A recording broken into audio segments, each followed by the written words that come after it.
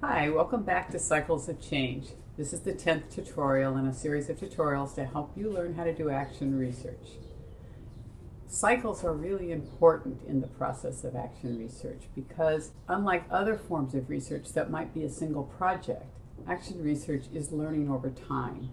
So it's by comparing and contrasting what happens with experimenting with change over time that gives you the deep knowledge that comes from action research. So it is important to think about your cycles, but it's often hard for novice action researchers to figure out when a cycle starts, when it ends, how to move from one cycle to the next.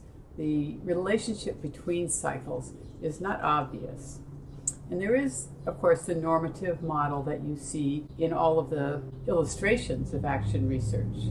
You will see spirals that say cycle 1 leading immediately to cycle 2, leading to cycle 3. And this is the normative pattern, and there's nothing special about 3 cycles.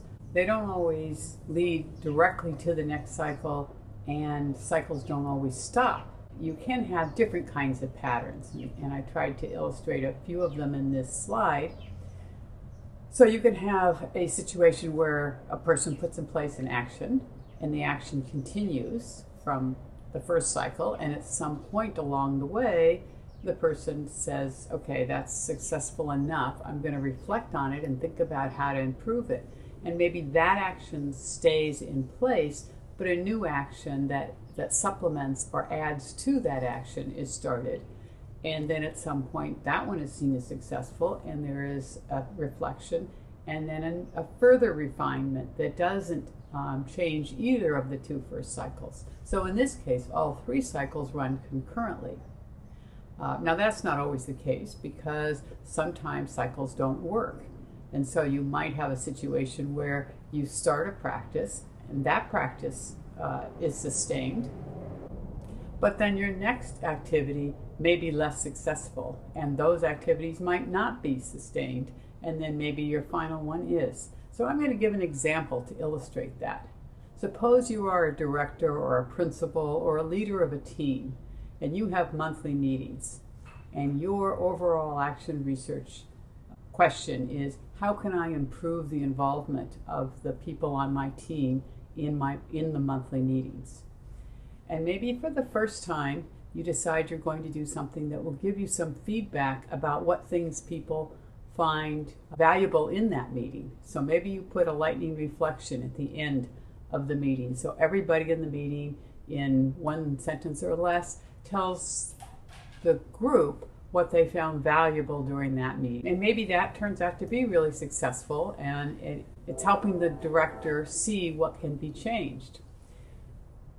But that's not enough. So cycle 2, the director is still thinking about, how can I get more involvement? And maybe they decide to have an open agenda.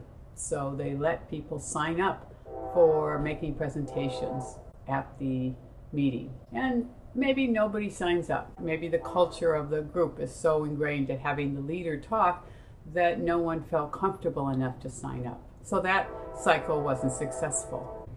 Maybe for cycle 3, the director decides to tap 1 or more people to talk during the meeting. And maybe they are highly dependent on the director for what to say. In reflection, the effect is that they change the voices, but not really the participation in the meeting. So maybe for a 3rd cycle, after some reflection and after talking to the people in the group and some other action researchers, the director decides to change the structure of the way they work. So suppose he puts them in learning circles, and the meeting now shifts from one in which they are listening to someone talk to a good half of the time spent in working in learning circles, and then one learning circle reports out their findings, their work each month. And so now you have a meeting that is split between the director talking, group work, and a group reporting out. And maybe that's seen as now successful enough that the person wants to report out to others. So in summary, not all actions continue the whole time. Some actions start and stop, some run continuously, and If you look in the activities for this tutorial, you will find that I've listed a number of ways that people transition between cycles. So it can be a different activity with the same group. It can be a new activity with a different group. You can change levels. If you look in the resources, you'll see a really good example of what the Carnegie Foundation is calling improvement science, something that's very similar to action research. And they have a list of cycles and the way in which the cycles spiral up in levels. So you'll see that they talk about one principal making a change at his school, and then multiple principals at multiple schools, and then all the way up to a policy. Often there is a shift in levels from doing something with, say, in a classroom, and then on a later cycle, helping other teachers do that similar practice in their classroom. So that's what I mean by shifting levels.